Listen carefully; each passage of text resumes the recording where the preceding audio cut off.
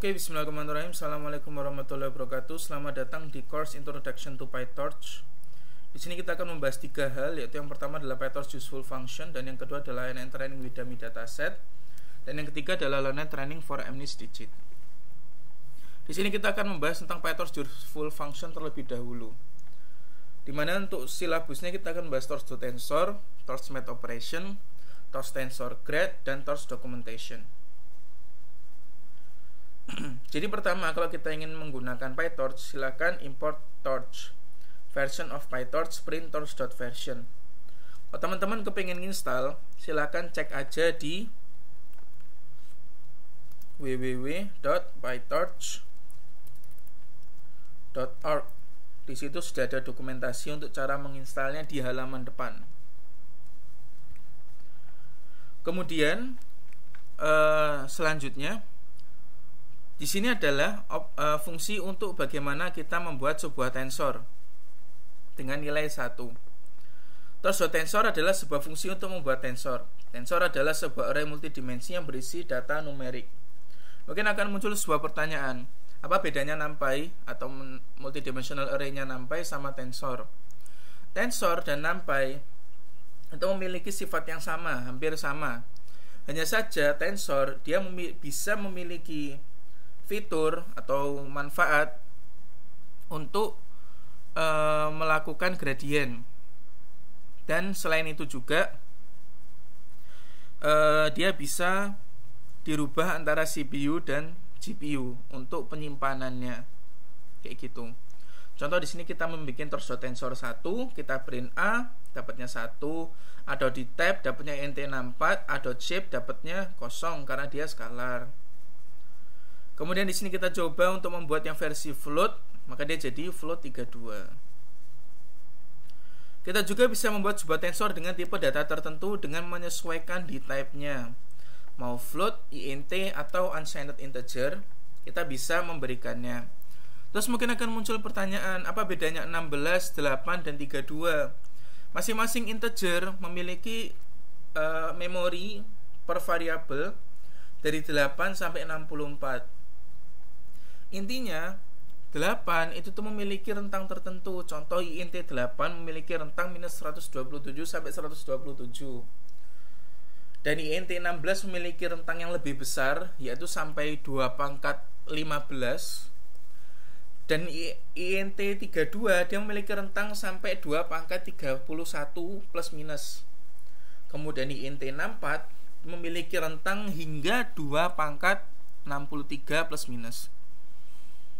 Float sendiri pun juga sama, cuma dia rentangnya bukan menggunakan 2 pangkat. Untuk secara detail, silakan teman-teman pelajari bagaimana sebuah komputer menyimpan suatu data atau sebuah data. Itu ada kok di pelajaran operating system. Kalau nggak salah, kalau nggak operating system, hardware. Nah, ini kita sesuaikan. Contohnya torch.16, berarti dia bertipekan float dan memiliki memori 16 bit per variabelnya, alias 2 byte. Nah, di sini kita print C dan print C.type. Kita juga bisa ngepas list dan tuple ke dalam tensor D sama F, kayak gitu. Jadi dengan kita ngepas list dan tuple ke tensor, yaitu D sama F, di sini kita bisa membuat multidimensional array. Kita bisa dalam bentuk list seperti ini, ataupun dalam bentuk tuple seperti ini, di mana returnnya juga tetap menjadi tensor. Nah, kita pun juga bisa membuat tensor dari sebuah NumPy. Contoh di sini kita membuat NumPy array 1, 2, 3, 4, 5, 6, 7, 8, yaitu sebuah array berukuran 2x4. Nah, di sini kita bisa merubahnya ke tensor menjadi torch.tensor aja. Dengan begitu di sini dia sudah bisa jadi tensor. Kemudian kita print x, x di type. Nah, kemudian untuk merubahnya ke NumPy lagi, kita cukup dengan menggunakan x.numpy. Perlu dikasih .numpy hanya berfungsi. Oh ya, perlu dikasih catatan. Ini saya lupa nulis catatan. bahwa .numpy hanya berfungsi jika tensor berada di CPU dan tidak memiliki gradien.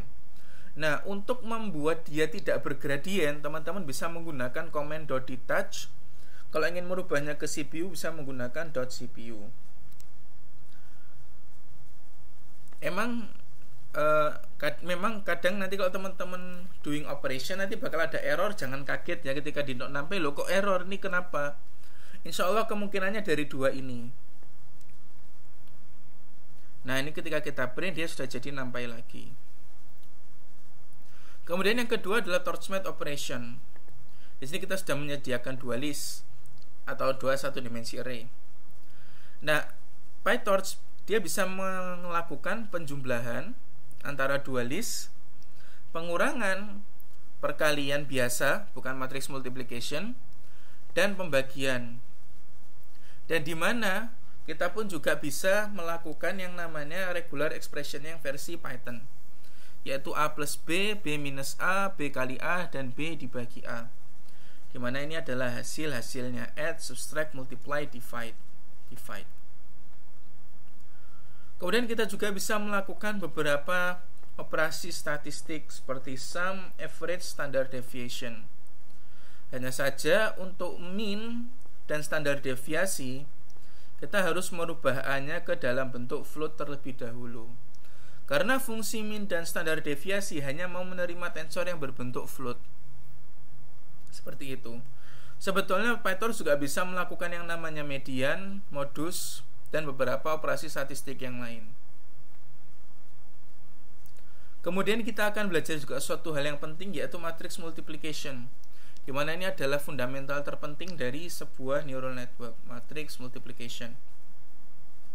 Di mana kita di sini contoh membuat sebuah matriks berukuran 2x2 dan matriks 2x2 atau tensor 2x2. Nah, ketika kita mau matriks multiplication, kita bisa menggunakan torch.matmul atau kita bisa menggunakan regular expression yaitu A at B. Dan di sini akan sudah muncul hasilnya sama.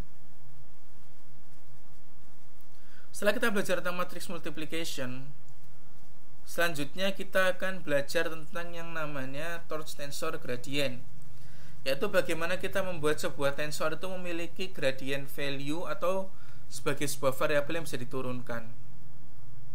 Contoh di sini kita akan membuat sebuah function y sama dengan 3x pangkat 2 ditambah 3x pangkat 3.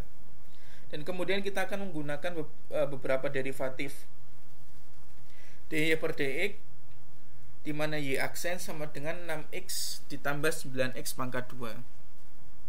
Di sini kita spesifikasikan dulu torch.tensor 3 di tab torch.float32 dan requires grad true.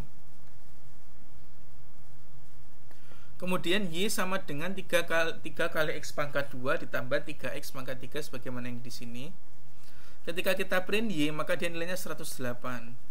Di mana 3x pangkat 2 ini adalah 3 kali 9 itu 27 ditambah 81 108. Kemudian kita lakukan y.backward atau melakukan penurunan nilai y terhadap x. Dan nilai gradiennya pun disimpan di x.grad, yaitu nilai dy per dx-nya yaitu 99. Di mana 6 kali 3 ditambah 18 tambah 81 99. Maka kita coba sesuatu yang sedikit lebih kompleks, yaitu y sama dengan 3x pangkat 5 ditambah 10y pangkat 4 ditambah 8z. Kita coba print dy per dx, dy per dy, dy per dz, di mana dy per dx sama dengan 15x pangkat 4, dy per dy nya minus 40y pangkat 3, dan dy per dz nya sama dengan 8. For x sama dengan 3, y sama dengan 1, dan z sama dengan 2. Loh, kok bisa dy per dx nya 15x pangkat 4? Karena ketika kita menurunkan sebuah y terhadap variabel x, maka variabel yang lain akan dianggap skalar, maka dari itu turunannya akan jadi 0. Dan begitu pun berlaku untuk yang lain-lainnya. Di sini kita sudah mendefinisikan 3 buah variabel x, y, z, di mana masing-masing memiliki nilai 3, 1, dan 2. Di sini adalah fungsi yang kita bikin. Kemudian kita print y-nya 735. Dan ketika kita melakukan y. backward alias penurunan, maka di sini nilai grade-nya pun akhirnya memiliki nilai 1215 minus 40 dan 8 kayak gitu.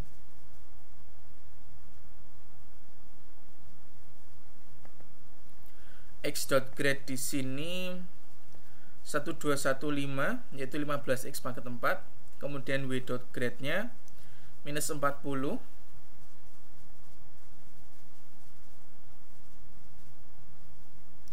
dan z.grade-nya 8. Oke. Mungkin itu aja. Oh ya, yang terakhir, untuk teman-teman yang ingin melihat operasi apa lagi sih yang bisa dilakukan sama PyTorch, teman-teman bisa cek dokumentasinya ya di torch.documentations. Teman-teman bisa cek keseluruhan dokumentasinya. Insya Allah semua operasi matematika yang ada di yang teman-teman tahu, entah itu statistik, aljabar linier, ataupun probabilitas, itu ada di PyTorch. Dan teman-teman tinggal cari aja PyTorch implementation of what, PyTorch function of something. Kalau teman-teman tahu, oh metode matematika ini bagus untuk model AI yang teman-teman bikin, silakan aja cari di dokumentasinya, insya Allah ada. Oke, mungkin itu aja untuk yang pertemuan pertama. Terima kasih. Assalamualaikum warahmatullahi wabarakatuh.